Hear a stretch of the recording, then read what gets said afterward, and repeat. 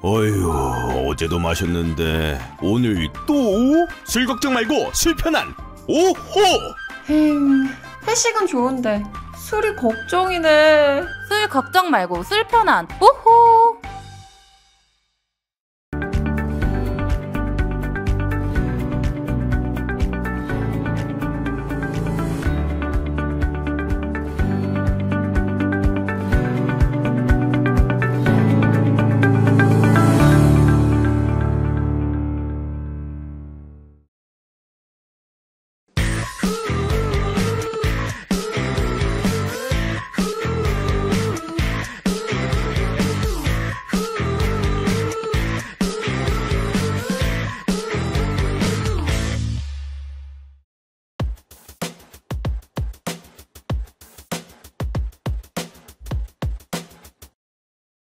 구독자 여러분 안녕하세요. 마키아벨리입니다. 저는 진행자 오창익이고요. 오늘도 변희재 대표 모셨습니다. 어서 오십시오. 예, 안녕하십니까. 최상병 사건 입법 청문회도 했는데 지금 계속 기사가 나오는데 일종의 꼬리에 꼬리를 무는 이야기 같아요. 그러니까 이제 하여튼 윤석열 대통령이 개입했다는 거는 뭐 스스로 인정했기 때문에 이제 넘어오는데 왜 그렇게 임성근 사단장을 그렇게 비호를 했냐? 네, 경로하면서까지. 네, 그래서 국회에서도 물어봤어요, 임성근 씨에게. 왜 정권이 이렇게 당신을 비호하냐 했더니 난 모르겠다 그랬는데 그랬죠. 그게 결국 로비설 아니냐. 이 로비 이제 일로 이제 논점이 넘어왔죠. 근데 사실은 지금까지는 윤 대통령이 난 개입 안 했다고 그러다가 그래서 온갖 거짓말을 다 했죠, 밑에 사람들이.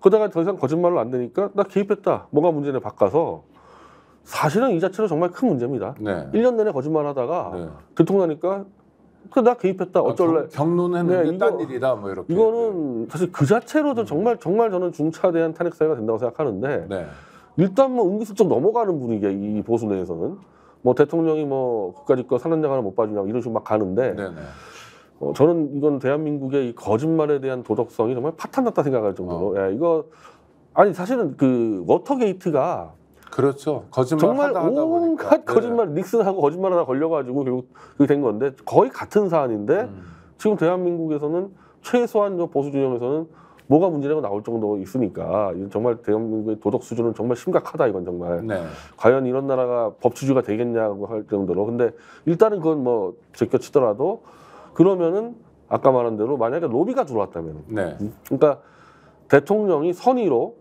야 사단장 정도는 우리가 지켜줘야지 지휘관이 할 거 아니냐 이런 식으로 마치 이제 선의로 개입한 걸로 얘기하고 있지 않습니까? 근데 만약에 그게 아니라 아주 추잡하고 불법 로비였다 그러면 이게 달라지기 때문에 로비 쪽으로 지금 이 이슈가 지금 옮겨가고 있는 거죠. 그러니까 그렇게 볼 수 있는 근거는 어떤 것들이 있나요? 크게 지금 두 가지 설로 나오는 것 같아요. 한 가지는 이번에 이제 JTBC가 보도한 대로 이종호라는 이른바 김건희 재산관리인이라고 보면 정확한 거죠. 재산관리인으로 봐야 됩니까? 김건희 그리고 굉장히 센 관계네요. 이 재산관리인인데 그게 들통이 나면서 김건희가 오히려 약점이 잡혀버린 듯한 이제 그런 인물이죠. 근데 그 인물이 해병대 출신이어서 임성근 사단장이 그 이종호까지 포함된 5명을 포항 군 골프장에 초청을 하니까 갑시다 하다가 결국 가지는 못했지만 군 골프장하고 일반 골프장 차이는 일반 골프장은 임명이 되는데 군 골프장은 전부 다 이 신분증이 있어야 됩니다. 그래서 군사 보안 시설이니까 군대로 들어가야 되기 때문에 그래서 저는 당연히 이 5명에 대한 모든 신원은 임성근 사단장에게 보고가 됐을 거다. 그건 당연한 거고 그 군인이 아니어도 지금 임성근 사단장이 인정한 거는 그 5명의 골프 모임 중에서 청와대 경호실 출신 선배 아주 가깝다. 내가 존경했던 해병대 선배다. 그러니까 그 5명 중에 간사인 그 청와대 경호실 출신하고 임성근 사단장은 워낙 가까우니까 이 사람하고 얘기를 해서 야 그럼 다 데려와라 했을 때 이종호라는 신분을 임성근 사단장이 확인은 분명히 했을 겁니다. 근데 국회에서 골프 모임이 결국 이루어지지 않았기 때문에 자기는 만난 적도 없고 본 적도 없다 이렇게 얘기가 됐지만은 그 모임, 그 5명의 모임은 카톡으로 유지가 됐기 때문에 존재는 충분히 알 수 있고 만약에 임성근 사단장이 이종호의 도움이 필요하다 그러면 직접 연락하지 않더라도 그 모임의 간사격인 청와대 경호실 출신에게 얘기하면은 얘기는 되는 상황입니다. 또는 그날 골프 모임이 안 이루어진 거지 다른 제2, 제3의 모임이 있었을 가능성은 존재하는 거죠. 아직까지 그걸 찾아보진 않았기 때문에 그렇죠. 그러니까 이게 뭐 난 절대로 3번 안 치겠다 이게 아니라 뭐 네. 그날 안 쳤다 이런 얘기면은 그러니까요. 그건 다 뒤져봐야 되는 거고. 네. 근데 지금 이제 그러니까 임성근 사단장과 이종호 씨의 뭐 통화 내역이 있니 없니 하는데 그게 없다 하더라도 로비가 불가능한 건 아니었다는 거예요. 네. 예, 충분히 가능한 거고 어찌 보면은 진짜 임성근이 로비를 안 하려고 그랬다면요 이종호하고 좀 안 했을 수 있어요. 네. 자 임성근 이 사람 해병대 사령관이죠. 그리고 아까 얘기했던 간사는 네. 이 경호실 출신이죠. 이종호 이 사람 브로커 출신이죠. 이 보안 문제 전문가들이라고 봐야 되거든요. 그러면 네. 로비할 때요 막 서로 전화하고 이렇게 안 하죠. 흔적을 안 남긴다. 네, 한 두 달이 거쳐가기 때문에 만약에 이 로비를 하려고 그랬으면은 그 한 달이 거쳐서 갔을 거고 이종호가 김건희하고 알아서 했을 거다. 네. 그래서 통화 기록이 안 나왔다 해서 로비 안 했다는 얘기는 아니라는 겁니다. 그래서 그거는 정말 이제 이 문제는 정말로 특검이 정밀하게 수사를 해야 되는 사안이어서 쉽진 않다 이거는. 네. 네, 쉽지 않을 수가 있어요. 철저하게 보안을 지켰으면은. 네. 예. 근데 그 가능성은 놔둬야 되고 오늘 이제 이게 약간 복잡해지니까 이 뉴스타파의 봉지욱 기자는 그 라인보다는 이제 그 라인은 오히려 김건희가 불편해하는 라인이다 이 정도는. 도이치모터 자기 재산 관리가 드러나 버리면서 비밀이 터져버렸기 때문에 김건희가 이 쉽게 만날 수 없는 사이다 여기는. 그래서 그 라인이 아니고 류일임 라인이 맞지 않겠냐. 류일임은 전 방심위원장을 당신의 말하는 거네요. 하여튼 뭐 윤석열의 뭐 앞잡이라 얘기해야 되나 하여튼 뭐 하여튼 굉장히 뭐 윤석열의 뭐 진돗개나 뭐 그 수준 되는 굉장히 열심히 했죠. 네. 근데 그 사람이 그렇게 마당발이고 정말 남의 청탁을 듣고 많이 해주고 네. 근데 임성근하고 이 공개적으로 만난 사진도 공개가 됐고 그 해병대하고 뭔가 또 이상한 뭐 업무 지휘를 해가지고 해서 충분히 만약에 임성근이 로비가 필요했다 그러면은 저쪽이 아니라 이쪽으로 왔지 않겠냐. 네. 그리고 여러 인사청탁도 많이 했다는 거예요. 그게 뭐 불법이 아닐 수 있겠죠. 좋은 인사천거일 수는 있겠지만은 추천. 예. 근데 그 중에 뭐 여러 명 해도 잘 되지만은 그 중에 한두 건은 로비에 있는 것도 있을 수가 있기 때문에 일단 봉지욱 기자에게는 자기가 임성근이면은 그 라인 탔겠다 류일임 라인을. 그래서 그럴 수도 있을 것 같다. 네네. 여러 가지 설들이 나오는 건 하여튼 뭔가 석연치 않은 관계가 있고 석연치 않은 대통령실의 움직임이 있었기 때문에 자꾸 의심을 하는 거죠. 근데 다만 류일임이 아무리 윤석열의 어떻게 보면 뭐 최측근을 하더라도 그 말만 믿고 저렇게 경로해가지고 그냥 이 시스템을 뒤엎었을까? 그러니까 자꾸 우리는 김건희 쪽을 생각할 수밖에 없었던 거죠. 예. 그게 자연스럽다. 네. 류일임은 어쨌든 자기 부하인데 그 부하가 사실 먼 부하예요. 부하라고 해도 열심히 너무 일은 이제 했지만 대통령에서 떨어져 있는 그렇죠. 독립기관의 사무처장이니까 그래서 그 가능성을 열어두되 역시 김건희 쪽으로 더 의심을 더 많이 하지 않겠습니까 사람들이. 이것도 역시 수사를 통해서 이거는 특검이 아니고는 뭐 이거는 청문회도 안 돼요. 예. 이건 특검으로 강제 수사하지 않으면은 뭐 단서를 못 잡는 거죠. 이거는. 네, 알겠습니다. 하여튼 자꾸 새로운 이야기들이 나와서 야 이게 정말 어떻게 나중에 해결을 할 수 있을까? 대통령 입장에서요, 대통령실 입장에서. 대통령실에서 뭐 특검만 막으면 된다고 생각하고 있나 본데. 예. 근데 이제 계속 이렇게 여론은 계속 악화되는 거죠. 그렇죠. 바닥에서 계속 설은 더 퍼지고. 뭐 지지층이 흔들리고 뭐 그런 사태 가는 거죠. 또 하나 진지하게 걱정하시는 분들은 이게 군 사건이기 때문에 군이 국민들에게 받아야 될 신뢰, 뭐 나아가 존경도 필요할 때가 있는데 이런 걸 해치기 때문에 전반적인 안보 역량을 추락시키고 있다 이런 걱정하시는 분들도 아니 근데 지금 있습니다. 당장 지금 해병대의 김기한 사령관하고 임성근 사단장 지금 계속 일을 하고 있잖아요. 현직에서. 이 사람들 지금 계속 불려다니고 조사받고 하면서 해병대 일 할 수 있겠습니까? 더군다나 해병대는 어떻게 보면 특수임무하는 데인데 그렇죠. 저렇게 신분 다 드러나고 끌려다니고 국회 나오고 공수처 끌려다니고 이래가지고 일 돌아가겠냐고요. 그러면 교체를 해줘야 될 거 아닙니까? 교체를 안 해주잖아요. 윤석열 대통령이. 그건 뭡니까? 보상입니까? 일종의? 솔직히 얘기해서 교체하면 이분들 민간인 되잖아요. 민간인 되면 무슨 말 나올지 모르니까. 통제가 안 된다. 통제 플러스 보상해 준다고밖에 네네. 안 되죠. 지금 업무 수행이 똑바로 안 되잖아요. 지금 당장. 해병대 사령관 그렇겠죠, 그렇죠? 네. 그리고 령이 쓰지 않는다라는 말이 이럴 때 쓰는 말일 것 같은데요. 지금 해병대 뭐 지금 그 동무회니 뭐니 다 뭐 4분 5열 돼가지고 네. 그리고 이제 젊은 층에서는 이거는 뭐 범죄다 그러고 치고 있는데 사령관하고 사단장 지금 명령이 먹히겠어요 이게. 네. 그리고 이제 또 장마철 또 옵니다. 그렇죠. 장마 때 어떻게 할 겁니까? 해병대 작전 들어갈 겁니까? 안 들어갈 네네. 겁니까 이거? 그냥 교체를 해줘야죠 빨리 이거. 심각한 상황이네요. 그러니까 입법 청문회에서도 많이 나왔던 얘기 중에 하나가 대통령의 경로 하나 때문에 여기까지 왔다. 이게 좀 상황 자체가 고약한데요. 하여튼 국회에서는 또 국회 나름대로 움직임을 보여주고 있으니까 한번 지켜보도록 하고요. 한동훈 국민의힘 전 비대위원장 이제 본격적인 정치인으로서의 행보를 하게 되는 건가요? 그러니까 이제 한동훈의 정체성 논쟁이 한 일주일 벌어졌었어요. 네네. 이게 도대체 친윤이냐 반윤이냐 뭐냐 그래서 전륜도 나옵니다. 뭐 전륜도 나오고 이제 뭐 삐윤 삐윤은 뭡니까? 삐졌다.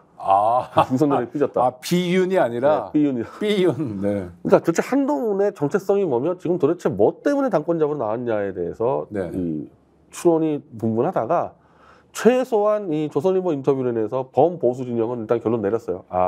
자기 살려고 나왔구나. 네. 이거는 뭐 윤석열하고 싸우려 나온 것도 아니고 자기 살려고 나왔다고 이제 판단할 대목이 드러나 버렸죠. 이거는 좀 보수 입장에서 깜짝 놀랐던 건데. 그러니까 자기 살려고라는 게 어떤 의미인가요? 그러니까 한동훈 이제 특검 이런 얘기인가요? 인터뷰 내용이 네. 당 대표가 되면은 이재명 대표 등 민주당과 부딪히는 거 아닌가 이런 질문이 나올 수밖에 없었던 게 그렇죠. 저쪽 파트너는 맨날 정해져 범죄자라고 그냥 네. 입에 달고 살았습니다. 네, 네, 네. 이재명 조국돼서 범죄자라고 입에 달고 살았고 그리고 법무장관이 체포동의안을 국회에 전달하면서 한동훈처럼 입을 나불거리는 사람이 없어요. 그렇죠. 원래는 검사가 요청하는 겁니다. 국회의원 체포동의안은. 그러면 법무장관은 검사가 아니에요. 행정부의 국무요원으로서 검사가 요청한 거를 전달만 해주면 되는 거예요. 그렇죠. 그렇죠. 이제 법무부 소속의 외청에서 외청이니까 보고 들어온 거를 이렇게 그래서 그냥 읽는 거죠. 일종의 대독 같은. 전달. 네, 이건 네. 왜냐하면은 이 검사 동일체 그러는데 네. 법무장관은 검사가 아니라는 게 제일 그렇죠. 중요합니다. 이건 아니죠. 행정부의 요원이에요. 그러니까 모든 지금까지 법무장관은 여야 할 것 없이 읽었습니다. 네네. 그냥 시켜준 대로. 근데 감정 없이. 네. 최대한 감정을 빼고 이 딱딱하게 읽은 거 재미없게 네. 그 사람들이 못나서 그런 게 아니에요. 원래 그렇게 해야 되는데 진짜 건국일에 한동훈만 유일하게 자기가 써와가지고 그러니까 여기서부터 문제가 되는 게 법무장관은 수사자를 보면 안 돼요. 네. 그냥 체포동의안 이것만 보고 읽어야 되는데 그래서 구체적인 사건에 개입할 수 없죠. 자기가 법률로. 직접 썼다는 얘기는 다 봤다는 얘기입니다.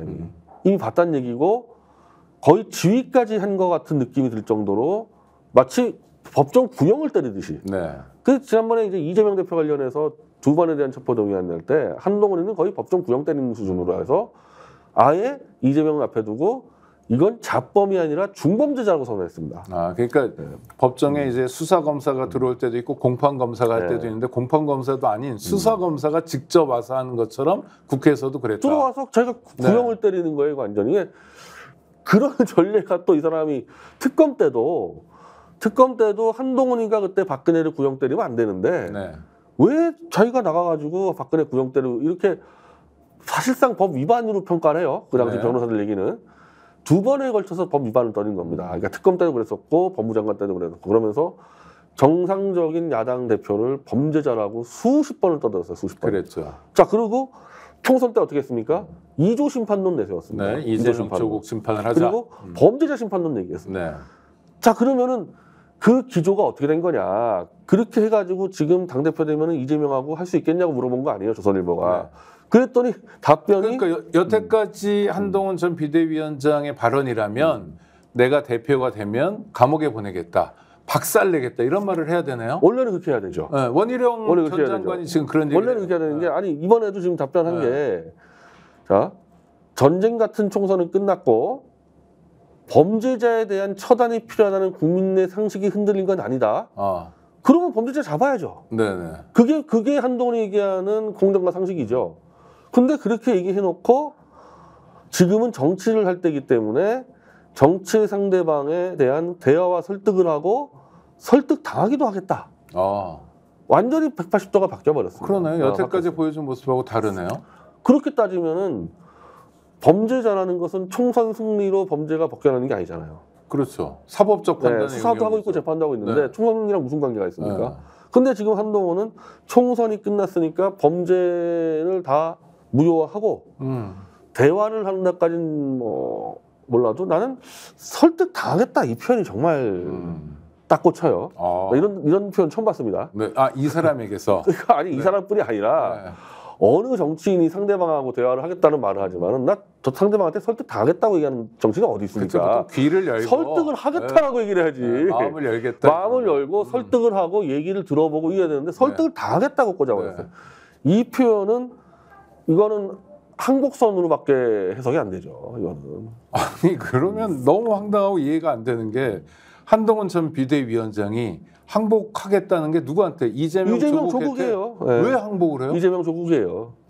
왜 항복을 해요? 그러니까 조국에 대해서 대화할 수 있냐? 그러니까 당연하다 전 정치 아닌가 하니까 지금 이 인터뷰의 가장 핵심은 나는 더 이상 이 사람들을 범죄자로 떠들지 않고 이 사람들에게 설득 당하겠다는 게 목표가 아닙니까? 아니 그러니까 선거는 총선 때는 전쟁 같은 상황이어서 부득이하게 당신들을 걸고 넘어졌다 2조 심판으로 I'm sorry 이렇게 얘기하는 거잖아요 지금. 그렇죠?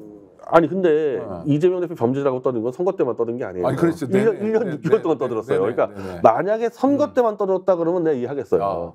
선거는 무슨 말을 못할 수 있는데 선거 때만 떠든 게 아니니까. 그렇죠. 1년 6개월 내에 떠들었다가. 하여튼 그건 이제 선거로 퉁쳐버리고 이제 새로운 관계를 맺겠다. 그러면 변 대표님 말씀처럼 이재명 조국하고 잘 지내보겠다라는 거잖아요. 그거잖아요. 그건 뭐 메시지로 확실히 드러나요? 네, 드러났죠. 왜 잘 지내고자요? 저는 그래서 이게 결국에는 지금 이 한동훈 특검법이랑 김영철 탄핵에 지금 겁을 잔뜩 먹은 게 아니겠냐. 이게 실제로 김영철 특검은 제가 가장 아마 대한민국에서 제일 잘 알고 있을 겁니다. 이 성격은 실제로 만약에 김영철 탄핵에 들어가서 현재 민주당은 탄핵 청문회 하겠다는 겁니다. 네.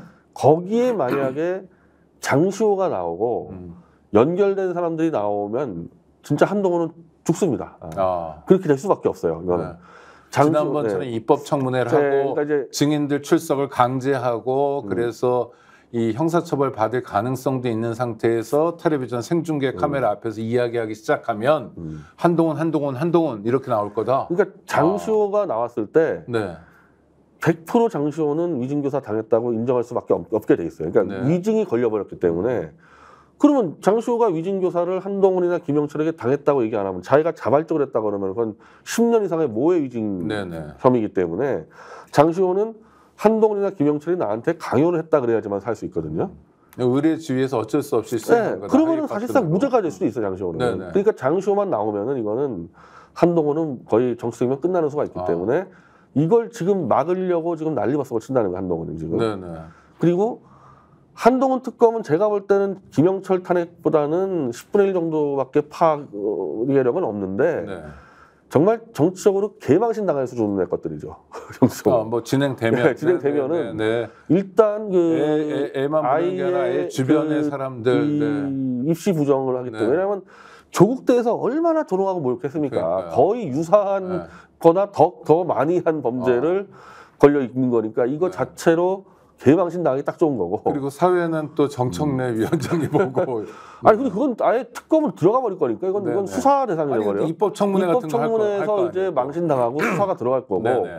그리고 저 손준성 사건 같은 경우는 실제로 사법 처리가 가능한 사건이고 정말로 이 위증교사보다는 큰 건 아닌데 그래도 한 3, 4년은 될 수 있는 정도니까 그 한동훈 특검이 진행되고 김영철 탄핵이 진행되면 한동훈 뭘 할 수 있습니까? 밖에 있을 때. 이거 안 막으면 큰일 나는 거예요. 그리고 자기는 현역 의원도 아니고 방어도 안 될 거 아니에요. 가만히 있으면 그냥 끝장나는 거예요. 그리고 어쨌든 조국 쪽은 한동훈은 잡겠다는 거 아니에요. 지금. 한동훈 잡겠다는 거고 또 하필이면 지금 보수가 또 한동훈 잡겠다 그러고 있고 그리고 김영철 탄핵은 한동훈 잡으려고 하는 게 아니라 사실은 이화영 지사의 그 위증교사 문제랑 같이 맞물린 건데 이재명 대표 쪽이 안 할 수가 없는 겁니다. 이거는.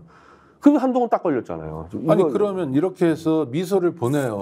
예를 들어서 이조에게 그럼 이조가 한동훈이 잘 지내자고 하니 잘 지내야 되겠네 이렇게 생각은 안 할 것 같은데요. 이게 만약에 특검 2개에다가 김영철 탄핵을 무마시켜주는 대가로 한동훈이 선물을 주려면요. 뭐 최상병 특검과 택도 없고 조국의 대법원 판결하고 이재명 대표의 4가지 재판을 내가 다 무마시켜주겠다고 해야 되는데 그걸 어떻게 보증해 줍니까? 어떻게 보증해 주겠어요? 그걸 계약서 쓸 겁니까? 그게? 아니 그리고 또 불가능하죠. 자기가 대법원장 끌릴 수 있어요.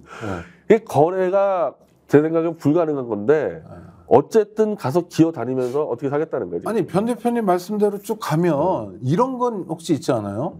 우리 그러지 말고 퉁쳐서 새로운 판을 만들자. 내가 여당 대표가 돼서 당신대로 같이 윤석열 탄핵 작업을 하자. 몇 명 안 데리고 오면 되잖아. 뭐 이런 거라면 큰 판이 막 만들어지니까 웃음하바는 좀 사라지는 이런 거 아닌가요? 그게 딜레마인데 만약에 한동훈이 윤석열을 친다 그러면은 윤석열은 이재명이나 조국보다 훨씬 더 한동훈을 쉽게 죽일 수 있죠. 그렇죠. 운명공동체 한동훈이가 저지른 범죄 다 할 거 아닙니까? 네. 그럼 자기야 뭐 까짓 거 몰랐다고 해가지고 그냥 지금 최상병 것처럼 한동훈이가 다 뒤집어 씌우면 돼요. 윤석열 입장에서. 그러니까 지금 윤석열한테 덤비지도 못하는 거야. 한동훈은. 아 딜레마군요. 나름. 그래서 이번에 이제 오늘 조원진. 그러니까 이제 보수 세력이 다 파악을 했어. 한동훈 정책을. 한동훈의 가장 심각한 건 뭐냐. 반윤을 할 수 없는 처지인데 반윤 지금 흉내내고 있다. 이게 제일 큰 문제라고 나오는 게 반윤 어떻게 합니까? 큰일 나죠. 그거. 그래서 이도저도 못하고 빙빙 돌면서 이재명, 조국한테 굴복하는 모습이 드러나 버렸기 때문에 아마 이제 우리가 이제 1월 방송하잖아요. 다음 주부터 보수 진영의 한동훈 공격이 양상이 달라질 거예요. 이번 전당대회 중요한 포인트 중에 하나가 결선이 있냐 없냐인데 어떻게 보세요? 하여튼 한동훈 전 비대위원장이 여론조사 결과도 그렇고 지금 유리한 국면인 건 맞죠? 지금은 유리한데 시간 너무 많이 남았어요. 추천 시간이 너무 많이 남아서 지금 이번에 드러난 문제를 한동훈이 말끔하게 정리를 못 해주면 그 완화도 무너지죠. 그러니까 한동훈의 그 팬덤이라는 게 뭐 때문에 생겼냐면 실제로 야당 당대표 범죄자 취급해 생긴 게 한동훈 팬덤입니다. 그렇죠. 원래 보수가 저런 식으로 공격한 적이 없어요. 보수 정치인 치고. 유일하게 한동훈만 법무장관 나와가지고 매일같이 민주당 의원들하고 말싸움하고 어마어마하게 시끄럽게 하지 않았습니까? 그렇죠. 속칭 깬죽된다고 하는 것들을 했죠. 깐족거리. 그걸로 팬덤을 모았는데 이게 지금 약점 잡아가지고 기어다니네. 그러면 한동훈 팬덤은 한순간에 무너지니까 그렇게 되기 일보 직전까지 온 거죠. 지금. 결선은 가요?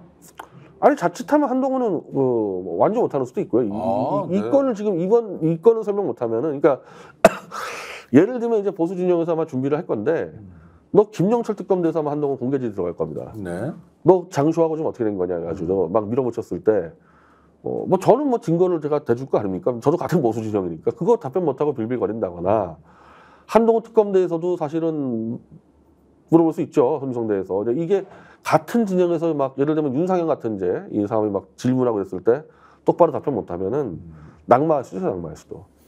그러니까 지금 전당대회 앞두고 토론이 5번 열린다고 하니까 5번이라는 게 구도가 다 그럴 거 아닙니까? 나머지 후보들이 후보를 집중적으로 공격하는 구도겠죠. 일단 그렇죠. 앞서가는 선두주자니까. 그러면 질문이 쏟아질 텐데 적절한 방어를 어떻게 하느냐가 관건이다. 지금 윤상현은 지금 이걸 다 공부하고 겨루고 있습니다. 아니 원희룡, 나경원도 마찬가지일 거 아니에요. 일단 선두를 잡아야 자기 앞길이 열릴 거 아니에요. 근데 이제 원희룡은 당선의 목적이고 이 윤상현은 한동훈을 치면서 자기가 보수 진영의 리더가 되는 게 목표니까 공격력은 아마 윤상현이 훨씬 세게 들어갈 거고 한동훈이 지금 이거를 그러니까 원희룡이나 윤상현이 사실상 좀 토론 잘하는 스타일들이에요. 보세요. 아마 쉽지 않을 겁니다. 야, 이거 아주 재밌는 상황들인데요. 하여튼 뭐 좀 지켜봐야. 그러니까 지금까지는 윤석열에 대해서 비판적 견지라고 썼다고 돼 있었잖아요. 그러니까 거기까지는 어떤 식으로 설명이 됐는데 이재명하고 조국한테 왜 기어다니냐 갑자기 이게 설명하기가 쉽지 않을 거예요. 아니 그런데 현실적으로 보면 여당 대표가 되더라도 그 여당 대표가 사실 야당하고 잘 지내야 되잖아요. 소수당이니까. 그러니까 어떤 면에서 보면 한동훈 전 비대위원장이 일반적인 얘기를 했다라고 볼 수도 있는 건데 전력 때문에 안 된다 이런 겁니까? 그러면은 그런 이제 소수 여당으로서 야당하고 잘 지내는 대표로서는 적임자가 아니죠 한동훈은. 1년 6개월 동안 범죄자 취급하다가 아니 예를 들면 윤상현하고 뭐 충돌한 거 없잖아 이재명이나 조국이랑. 그렇죠. 그럼 윤상현이 더 적합한 거죠 따지면은. 원희룡만 해도 뭐 그 개인적으로 붙인 건 없잖아요. 한동훈은 아니 그 원희룡 그래도 뭐 개항에 선거도 나갔으니까. 네. 한동훈은 개인적으로 감정적으로 쳤지 않습니까? 완전히 그냥. 그러니까 가장 부적합한 거죠. 그러니까 한동훈 비대위원장 말대로라면 여당하고 이른바 정치를 하기에 가장 부적한 사람이 이렇게 정치를 하겠다고 하니 이거는 자기가 살겠다는 욕망밖에 그러니까 없는 예를 들면 거다. 이게 제가 토론에서 붙었다 윤상현하고 네네. 그렇게 공격할 겁니다. 너 말대로 지금 야당하고 잘 지낸다 그랬는데 그럼 당신은 1년 6개월 동안 야당 당대표들을 범죄자 취급했는데 네. 거기서부터 결격 사유 아니냐. 그 사람이 그럼 당신을 웃으면서 맞아 주겠냐 이재명 대표가 네. 한동훈 당신을 그렇게도 되게 우스운 거고 국민들 볼 때는 오히려 만약에 예를 들면은 서로 막 화기애애하게 웃으면서 한동훈 이재명 만났다 그러면은 뭐 들친 거 아니야 이런 식으로 오해하기 딱 좋잖아요 이게 국민들이. 그러니까 원천적으로 한동훈은 자격이 안 되는 거죠. 나경원, 뭐 원희룡 이런 사람들이 손잡을 가능성도 좀 있나요? 가능하죠. 지금 전체적으로 보수는 일단 한동훈을 제거한다는 걸로 지금 여론이 모아지고 있기 때문에 네네. 윤상현까지 포함해서 아마 결선 투표 들어가면요 다 셋이 다 뭉칠 겁니다. 아마. 그러면은 지금 한동훈 비대위원장이 당 대표에 당선될 가능성 얼마나 보세요? 그러니까 물론 뭐 과정이 그러니까 이 문제인데, 문제를 네. 어떻게 극복하냐 하는데 극복을 못하게 되고 그리고 저는 윤석열과 한동훈이 서로 충돌할 가능성 없다고 봤지만은 이렇게 한동훈이 앞장서서 지 혼자 살려고 이재명 조국한테 기어다닌다 그러면은 윤석열에게 반기를 든 게 문제가 아니라 네. 윤석열 입장에서 요놈 봐라 지 혼자 살려네 이렇게 생각할 수가 있잖아요. 네네. 이러면은 윤석열이 이 비토를 놔버릴 수가 있기 때문에 이 조선일보 인터뷰 이 건으로 인해서 치명상을 받았다고 봐요. 그러니까 당선이 어려워질 수 있을 정도로 치명상이라는 겁니다. 이건. 네. 나경원 의원은 좀 다른 후보들보다 훨씬 더 오른쪽으로 가는 모습을 보이는 것 같은데 이건 전략적 선택입니까? 아니면 원래 성향이 핵무장론 이런 것도 그 지금 아니 이게 모든 후보가 다 그러고 있는 거예요. 제가 볼 때는 다 오른쪽으로 가고 있는 게 네. 한동훈을 좌파로 몰고 있잖아요. 사람들이. 그러다 보니까 더 오른쪽으로 오고 있죠. 그러니까 그거는 이제 민심 반영이 얼마 안 되는 당심을 잡아야 되는 선거이기 때문에 당원 중심, 집도끼 중심 사고여서 그런 건가요?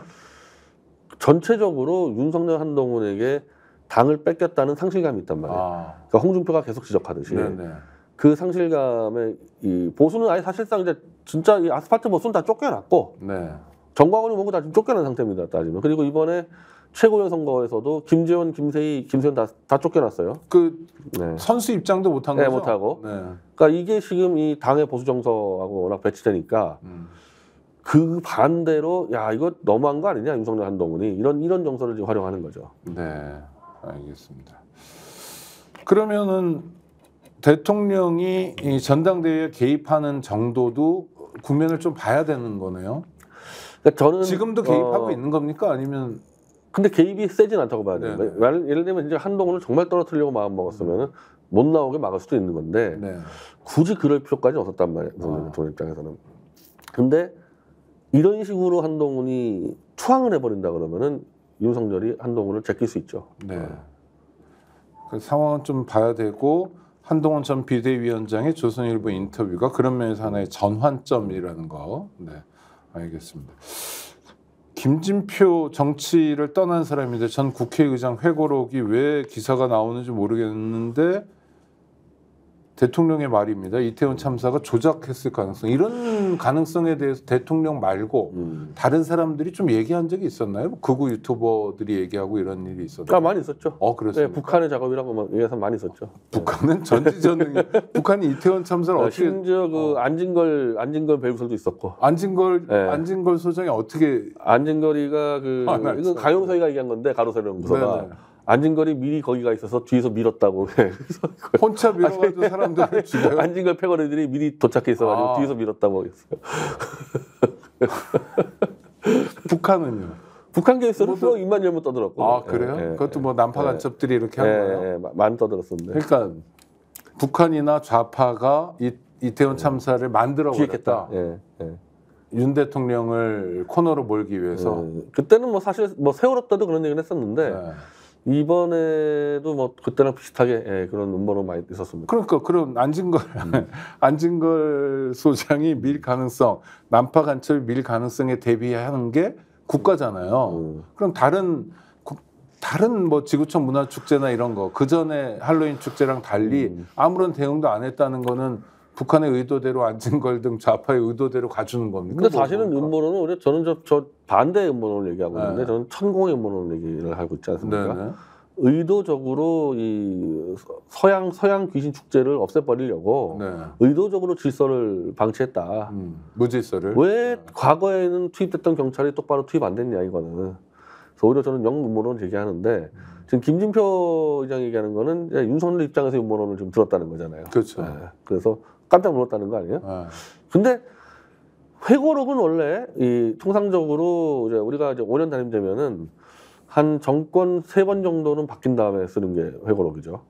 아니 국회의장이 회고록을 내는 경우도 간헐적으로 있지만 지금 의장 임기가 끝난 지 이제 한 달 정도인데 회고록을 내는 건 이렇게 하면 안 되죠. 그렇게 하면 안 그렇죠. 되죠. 예, 네. 그러면 실질 정치에 영향을 미치기 때문에 그렇죠. 국회의장급이면 정권 3번은 바뀌고 내는 게 맞죠. 네, 그게. 네. 그리고 지금 낼 바에는 그 당시에 문제지겠어야 돼요. 그렇죠. 예. 지금 정도 얘기할 바면은 굉장히 지금 중요한 문제잖아요. 그렇죠. 150명의 대한민국 청년들이 이 목숨 잃은 사건을 무슨 음모를 뭐 하고 누구 기획을 했다고 대통령 떠들었으면은 그때 바로 질렀어야죠. 그렇죠. 그 앞에서도 그러면 안 된다고 그러고 네. 그다음 기자간담회를 자청해서라도 대통령이 지금 이런 미신에 사로잡혀 있는데 이게 말이 되냐? 그렇게 하든지 그게 아니면 한 15년, 20년 뒤에 쓰든지 이래야 되는데 네네. 이게 되게 이상하게 어정쩡하게 들어왔습니다. 이거 지금. 약간 김진표 스타일인가요? 뭔가요? 이런 거. 그러니까 정계는 떠났지만 그래도 책으로라도 뭐로라도 내가 뭐 평가받고 싶고. 아니 저는 일단은 김진표 하면은 그냥 윤석열 앞잡이로 딱 떠오르고 있는데 아마 웬만한 사람 다 그렇게 알고 있을 겁니다. 네. 이거 자기 윤석열 앞잡이라는 욕을 얼마나 먹고 다니겠어요 갈 때마다. 네. 그러니까 이제 그거 아니라고 뭔가 얘기하고 싶었나 같아요. 그냥 그래서 그거 하나 끄집어냈나 본데 이거는 그러면 오히려 김진표는 윤석열의 정말 치명적인 범죄 행위가 될 수 있는 거를 은폐한 게 되잖아요. 그렇죠. 국회의장이 네네. 그걸 들었다면 네네. 이거 더 문제가 되죠. 이거는. 네. 그걸 듣고 여태까지 뭐 했냐? 그걸 듣고 이제 자기 회고록에 올릴 만큼은 책장사밖에 아니 안 그리고 하는 그걸 거냐? 듣고 그러면 계속해서 윤석열 정권에 유리하도록 국회를 운영을 했지 않습니까? 그러면은 제정신 아닌 사람이라는 걸 알면서 그렇게 했다는 얘기잖아요. 이거 지금. 그러면 변 대표님 보시기에 윤석열 대통령이 이태원 참사가 북이든 뭐 안진걸 소장 얘기를 자꾸 해서 미안하긴 하지만 이런 사람이 조작했다고 실제로 말했을 가능성 어느 정도나 있다고 보세요? 사실이겠죠? 김진표 씨가 사실이 아닌 거. 네. 근데 얘기를 하는데 저는 그 윤석열 대통령이 이 사안을 모를 수가 없다고 보고요. 네. 알 겁니다. 이 사건의 진실을. 근데 그걸 감추려고 그냥 역으로 문을 떠든 것 같아요. 네. 저는 이거야말로 반드시 이 특검, 특조위가 들어가지만 특조위가 엄청 방해 공작 받을 거고 네. 제대로 된 특검 들어가서 뒤지면요. 이거 심각할 거예요.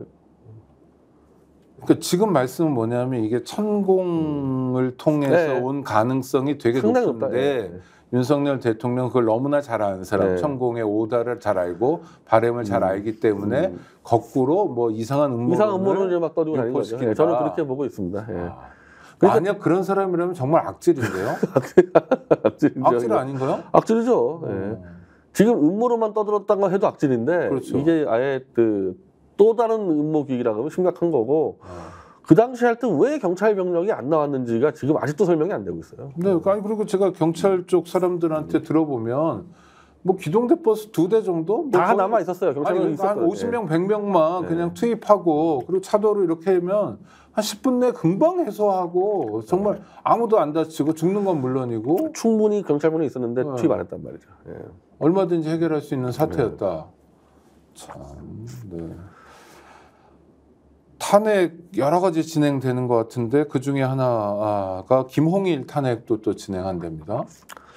지금 이제 우리가 금요일인데 김홍일 탄핵 진행한다고 하니까 지금 이 김홍일이가 박문진 MBC 대주주 이사진을 이제 바로 임명해버리겠다. 그래서 뭐 난리 법석을 치고 있죠 지금 가지고. 그러니까 김홍일 탄핵은 원래 해야 되는 건데 해야 되는 거를 넘어서 빨리 해야 되는 거는 MBC 박문진 이사 임기가 8월 10일이니까 이걸 일단 이 사람을 탄핵을 시켜서 박문진이 MBC를 더 장악하러 갈 수 없도록 만드는 게 중요한데 그러다 보니까 이제 박문진 이사 임기가 아직 안 끝났는데 6월부터 벌써 지금 뭐 임명하겠다는 거 아니겠어요, 이거? 그러니까 탄핵 소추가 되면 직무정지가 되니까 네. 직무에서 배제되니까 2명밖에 없는 한 명은 안 되니까 지금 네네. 2명이라고 억지로 하고 있는데 네네. 한 명 안 되니까 이 둘이 있을 때 그냥 바로 해치우겠다는 거죠. 그러니까 서로가 그런 야당에서도 그런 야당으로서 입장에서 하지 말라는 뜻이고 아니면 방송법 개정을 해버리겠다 하나 뭐 거부권 하니까 뭐 이건 어쩔 수 없을 것 같아요. 임명을 할 거고 아마 이사는 네. MBC 사진이 이제 아마 원래는 뭐 여야 이렇게 뭐 6대3 이렇게 임명했었거든요. 근데 그것도 네네. 없을 것 같아요. 그냥 네네. 뭐 9명 싹 다 그냥 뭐 윤석열 쪽으로 임명해 버리겠죠. 네.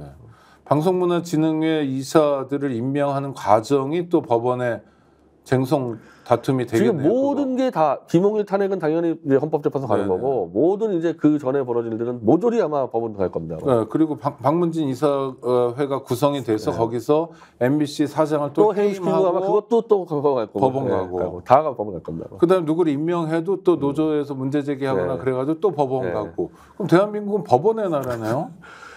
이게 이 MBC나 아니면 KBS 뭐 대충 장악을 맞춘 거 아니에요?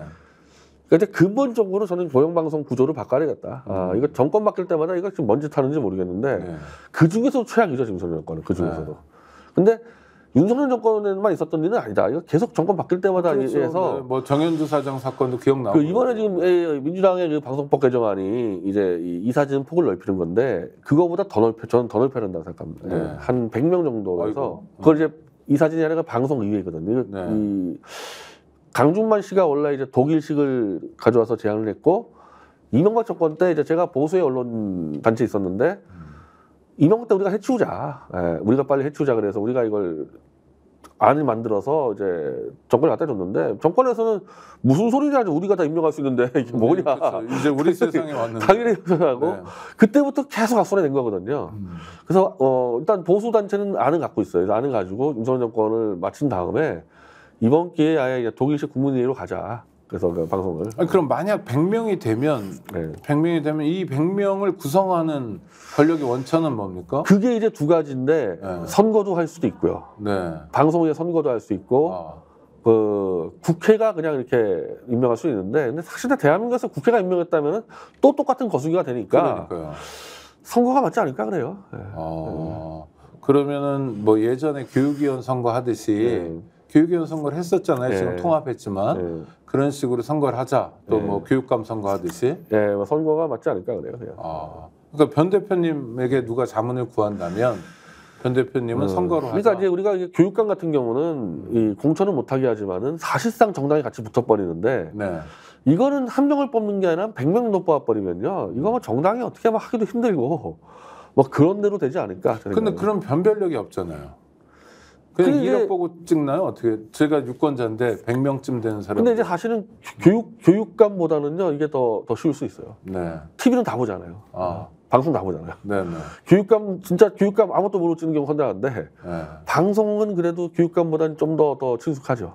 후보들이 공약을 내세울 테니까 네, 우리는 뭐 네. 시사 보도를 좀 강화하겠다. 네, 네. 뭐 남들 뭐 모욕 주고 이런 예능은 퇴출시키겠다. 뭐 그런 식의 있을 테니까 어쨌든 교육감도 막 갖다 찍고 있는데 네네. 교육감보다 나을 거다 이게. 그렇죠. 교육감은 이해 물론 이제 당사자가 그때 아닌 제가 사람들 강준만 찍죠. 교사 얘기할 때 이거는 선거라면 안 된다 그러더라고. 이거 전문 분야인데 해서. 네. 근데 이제 그럼 어떡할 거냐 했더니 뭐 시민단체 추천했는데 또 시민단체 추천하면 또 그렇죠. 또 시민단체도 보수 뭐, 또 네네. 진보 갈라져가지고 똑같으니까 저는 선거가 맞다고 생각합니다. 그 재밌는 아이디어네요. 선거를 통해서 방송위원들을 뽑고 그럼 방송위원들의 역할은 KM 다 이사 사장 뽑는 거기 때문에 네. 아니 이사 뽑는 거지. 이사를 뽑아내면은 100명쯤 되면은 로비 가기 쉽지 않지 이거죠. 네. 100명을 어떻게 로비합니까? 힘들죠. 네. 그럼 그 사람들이 그러니까 지위가 뭐냐면 지금 KBS 이사 또 MBC 이사의 역할을 통합적으로 하는 겁니다. 아니죠. 이 사람들은 그냥 KBS 이사 문무지 이사를 뽑는 거예요. 이 사람들이 이사를 뽑는 거예요. 예, 이사들이 한 8명 뽑는 거기 때문에 네네. 역할이라는 건 1년에 한 번씩 와가지고 투표하는 게 다죠, 이 사람들은. KBS 이사를 뽑고 MBC 이사를 네. 뽑는 역할. 예. 그러면 근데- 실제로는 별로 없네요. 이사 임기도 한 3년 근데 줄 그 테니까요. 이사라는 게 저도 지원을 해본 적이 있는데 네. 아니 정말 이거는 그냥 야당에서 그냥 당대표가 찍고요, 대통령이 찍어요. 그렇죠. 진짜 이거는 너무 심각한 상황이에요. 사실 그냥 하는 걸 보면은 아무도 모르는데 그냥 충견들이 갖다 꽂습니다. 근데 100명의 어쨌든 선출직 방송연들 앞에서 PT를 쏴야죠. 그렇죠. 나 이런 방송처럼 하겠다. 그래도 대통령하고 야당 대표가 꽂는 것보다 훨씬 낫겠죠. 낫죠. 네, 훨씬 낫겠죠. 제대로 하는 게 그렇죠. 네.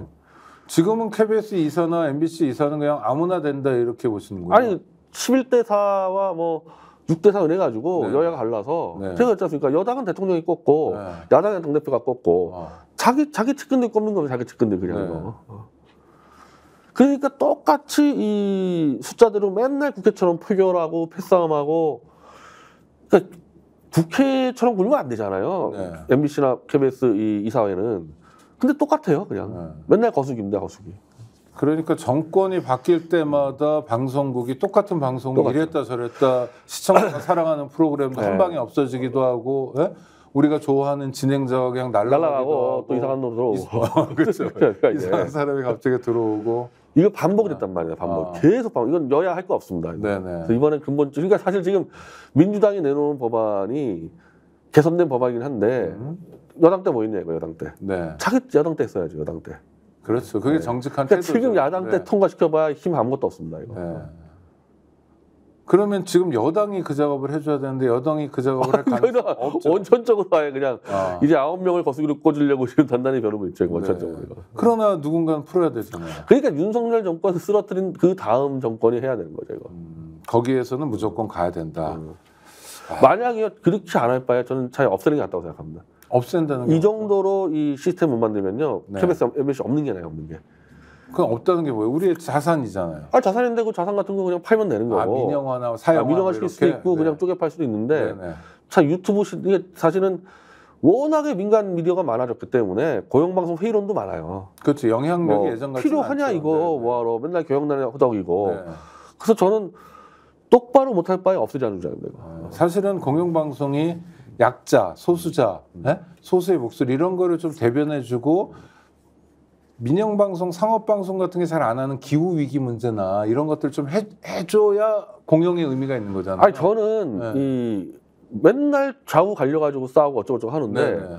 아니 KBS, MBC가 좌우 관계없이 부정부패, 아 그러니까 네. 검찰 카르텔 네. 아 이런 거 상관없지 않습니까? 네, 네, 네. 이것만 주구장창하라 이것만 그냥. 그러면 정말 국가 발전에 기여하는 거죠. 근데 그걸 똑바로 했냐 이거죠. 네. 그것도 맨날 파당적으로 했잖아요. 파당적으로. 이제 노조도 전부 다 이제 갈라져가지고 좌파 노조, 우파 노조 해가지고 다 다른 목소리 내고. 네. 그래서 그렇게 똑바로 못하면 그냥 없애버리자는 거예요. 네.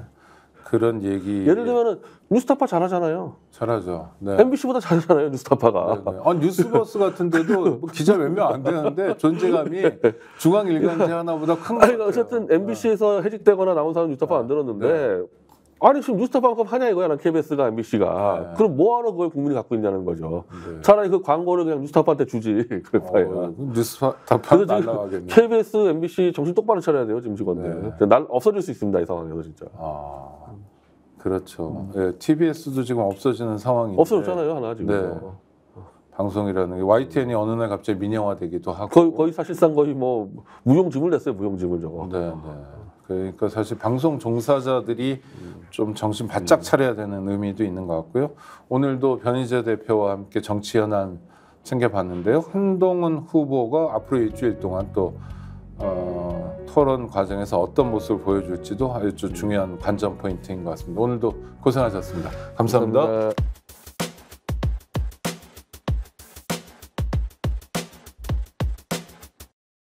간편한데 맛까지 좋은 다이어트 추천해드릴게요. 파우치에 우유만 부어 20초간 흔들어 드시면 됩니다. 서리태 단백질과 건조효모로 한 끼에 필요한 영양소들이 알차게 들어있습니다. 정말 맛있는 비타샵 블랙 스무디 다이어트.